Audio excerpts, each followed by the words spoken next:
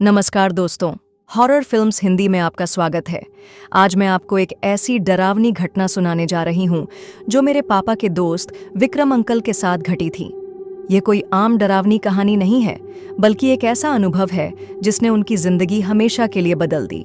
वो गांव जहां जो भी गया कभी वापस नहीं लौटा, गांव जहां सूरज डूबने के बाद कोई नहीं जाता था। विक्रम अंकल पेशे से एक ट्रक ड्राइवर थे। उन्हें लंबी लंबी यात्राएं करनी पड़ती थीं और कई बार उन्हें अनजान रास्तों से भी गुजरना पड़ता था। लेकिन उन्होंने कभी नहीं सोचा था कि एक रात उन्हें ऐसे गांव से गुजरना पड़ेगा जो मौत का दूसरा नाम था। यह बात साल 2002 की है। अंकल को राजस्थान के एक छोटे से कस्बे से माल लेकर एक दूसरे शहर जाना था। उन्होंने सोचा कि अगर वो बीच का रास्ता पकड़ लें तो करीब 30 किलोमीटर का सफर बच सकता है।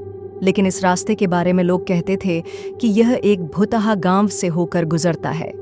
पर विक्रम अंकल को भूत प्रेत जैसी चीजों पर ज्यादा यकीन नहीं था। उन्होंने बिना सोचे समझे उसी रास्ते से जाने का फैसला कर लिया। अंधेरे में छिपा गांव। जैसे जैसे ट्रक आगे बढ़ता गया, सड़कें सुनसान होती गईं। चारों तरफ घना जंगल था और दूर दूर तक कोई घर या दुकान नहीं थी। करीब रात के 11 बज रहे थे।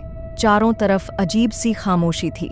बस ट्रक के इंजन की आवाज और सियारों के ओकेजनल चिल्लाने की आवाज ही सुनाई दे रही थी। तभी अंकल को सड़क के किनारे एक बोर्ड दिखाई दिया। भानगढ़ 5 किलोमीटर। हाँ, भानगढ़, वही भूतिया गांव जिसके बारे में हर कोई कहानियां सुनाता है। अंकल को अचानक अजीब सा एहसास हुआ, लेकिन अब वापस मुड़ना मुश्किल था। गांव में घुसते ही अजीब घटनाएं। थोड़ी ही देर में विक्रम अंकल ने देखा कि सामने दूर एक गांव के टूटे फूटे घर नजर आ रहे थे। लेकिन वो गांव बिल्कुल सुनसान था। न कोई लाइट, न कोई इंसान, सब कुछ सूना और डरावना। अचानक ट्रक के हेडलाइट्स अचानक बंद हो गए। अंकल ने ब्रेक लगाया। उन्होंने हेडलाइट ऑन करने की कोशिश की, लेकिन वो जल ही नहीं रही थी। फिर उन्होंने मोबाइल उठाया, लेकिन उसमें भी नेटवर्क नहीं था। तभी अंकल को सड़क के किनारे सफेद साड़ी में एक औरत खड़ी दिखी। वो औरत ट्रक की ओर देख रही थी। अंकल को अजीब लगा। इतनी रात में कोई अकेला जंगल में क्या कर रहा था? उन्होंने खिड़की से झांक कर पूछा, बेटी, इतनी रात में यहाँ क्या कर रही हो?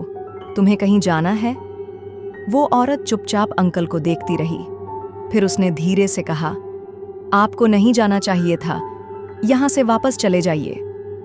अंकल के रोंगटे खड़े हो गए। उन्होंने ट्रक स्टार्ट किया और वहां से निकलने की कोशिश की, लेकिन तभी वो औरत अचानक ट्रक के सामने खड़ी हो गई।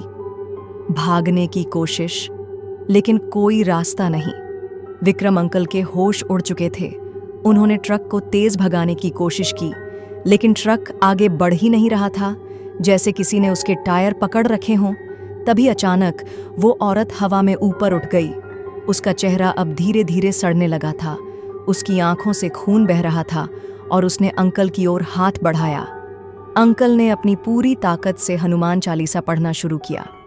जैसे ही उन्होंने जय बजरंग बली कहा, ट्रक अचानक जोर से झटका खाकर आगे बढ़ गया। अंकल ने बिना पीछे देखे ट्रक को पूरी रफ्तार से भगाया। कुछ किलोमीटर बाद उन्हें सड़क के किनारे एक पुरानी धर्मशाला दिखी। वो तुरंत रुके और अंदर भाग गए। वहां कुछ साधु बाबा बैठे थे। उन्होंने अंकल को देखकर कहा, बेटा, तू जिंदा वापस आ गया, बहुत किस्मत वाला है। अंकल कांपते हुए सब कुछ बता रहे थे। तभी एक बाबा ने कहा, तू जिस औरत को मिला वो 200 साल पहले इसी गांव में रहती थी। उस पर काला जादू कर दिया गया था। वो आज भी भटक रही है। विक्रम अंकल की हालत खराब हो चुकी थी। वो पूरी रात वहां रहे और सुबह होते ही गांव से निकल गए। आज भी गांव में कोई नहीं जाता।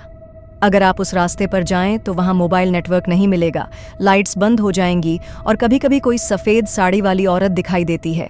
लोग कहते हैं कि जो भी रात के 12 बजे उस गांव के पास से गुजरता है वो कभी वापस नहीं आता। क्या आपने कभी ऐसा महसूस किया? अगर आपको ये कहानी डरावनी लगी तो लाइक, शेयर और सब्सक्राइब करना न भूलें। और अगर आपके साथ भी कुछ ऐसा अजीब अनुभव हुआ है तो हमें कमेंट में ज़रूर बताइए। हम मिलेंगे एक और डरावनी कहानी के साथ। तब तक सुरक्षित रहें।